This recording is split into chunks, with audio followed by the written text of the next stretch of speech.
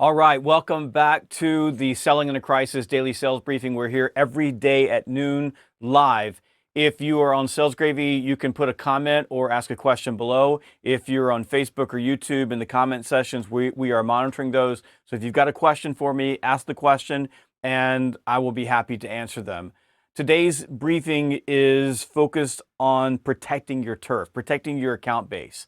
Right now, in the middle of this crisis, your customers are cutting back. They're canceling orders.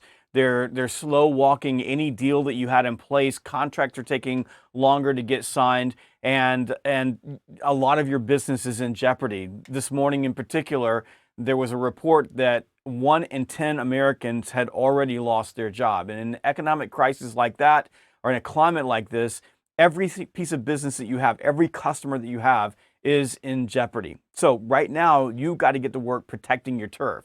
Now, one of the things that you can do is get proactive. So take a look at your customer base, look at your customers that might be having some economic problems, and figure out a way to lessen the load on them. So one way of doing that is take a look at any contractual obligations that you have and either extend those obligations, give them a little bit of space, give them a little bit of time. You're going to look at some payment terms. There are going to be some customers out there that are trying to figure out how to pay you. Right now, there are a lot of small business loans that are coming in. My company in particular has applied for that loan. I think it's called PPP, and that money is not coming fast. Despite what you're hearing on the news about billions and billions of dollars being handed out, billions and billions of dollars are not going to small businesses, but they are heading in that direction. And when we get the money, it's going to be a lot easier for us to pay our vendors and take care of people. So for a lot of businesses, that cash is coming, and you want to make sure that you're getting ahead of that curve and working with them through the process of getting that cash in. We're also seeing a little bit of flattening of the curve. So we know that somewhere in May, June, more businesses are going to be coming back online. So it's a good time right now to think about how do you help your customers make it through the next couple of months. The next thing you want to do is you want to start looking at what problems they have. So get out there and get proactive. These are tough conversations. A lot of people are hiding from their customers right now because they know if they call that the customer might say, well, I want to quit or I want to extend payment or what have you. But right now is the time to get out right in front of your customers and start asking them questions. What problems are they facing? What issues they're having? Learn about them, talk to them, face it head on. They're going to be hard conversations, but if you can get in and help them, if you can find a way to solve a problem for them, then they're going to buy more from you, but at a minimum, they're going to remember you when times were worst, you were at your best. If nothing else, you just have an opportunity to listen and allow them to vent. Now, when you start looking at your customer base, one of the things that you want to do is start thinking about how you're ranking your customers. So think about profit and revenue contribution, the size of those customers, the importance to your company. Take your account base, rank that account base, stack rank that account base based on that. And then what I like to do is I do a red, yellow, green. So I just take a green highlighter, highlighter. You can do this, on a piece of paper. You can do this on a spreadsheet. And if it's green, then it means that we're in good shape. Everybody's happy. I've talked to them. It feels good. We're going to be fine. If it's yellow, that means that the business might be in jeopardy, but I need to make sure that I get in there and get ahead of the curve. And if it's red, it means that we are in jeopardy and we need to figure out what we need to do to save it. The other thing that you want to think right now is that there are a whole lot of salespeople out there hungry. If you've been paying attention to the daily sales briefing, you hear me talking to salespeople every single day. Get out there, make prospecting calls. You're the front lines. You're the superheroes. You're going to drive the economy. So if you're an account manager and you have a group of accounts, there's somebody that's probably knocking on the door of those accounts that's offering to save them money, cut their costs, do what it takes to win. So at the same time that you've got a whole group of people playing offense, trying to build their revenue, trying to take market share, you need to be protecting your turf. You need to make sure that you're out there on the front lines of not allowing anybody to take your business. And this is why. If you lose business right now, even if you have to take it in the shorts, but if you lose that business, when this is over, you got to go back and win it back. And that's a lot harder than keeping it.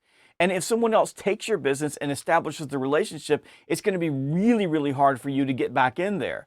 So right now, the number one goal, don't lose your customers. Do what it takes to keep them so that when you come out of this, you can go back to buying more from you. You can raise your prices again. You can sign new contracts. You can You can cross-sell and upsell, but you cannot do that with customers that you don't have. So right now, your number one focus with your customer base is to protect the customer base. And I'm going to give you one more bonus tip, and this comes from my son who got me this morning and said, make sure you say this because it's important, is that a lot of you are really, really busy because your customers are calling you, they got issues, they got problems.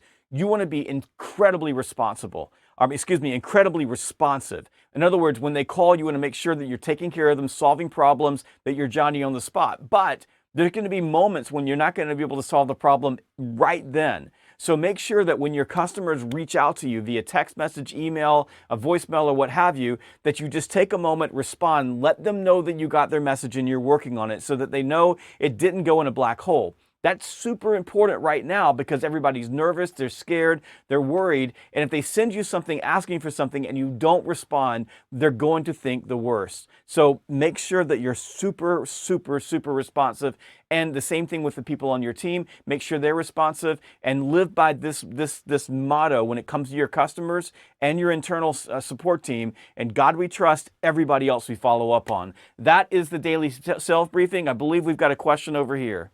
Yeah, on Sales Gravy from Bill, he's back again, and he says, "Thanks, Jeb. I started the voicemail course on Sales Gravy. I love the story about persistence and you leaving 50 plus voicemails and eventually winning the business. Did you also complement those voicemails with email follow-ups / LinkedIn? Do you email after each voicemail?" So Bill's a great question. So Bill's referencing the voicemail course that's on Sales Gravy University. If you want to learn more about that course, just go to learn.salesgravy.com. That's learn.salesgravy.com. And in that course, I talk about a time when I left multiple voice messages.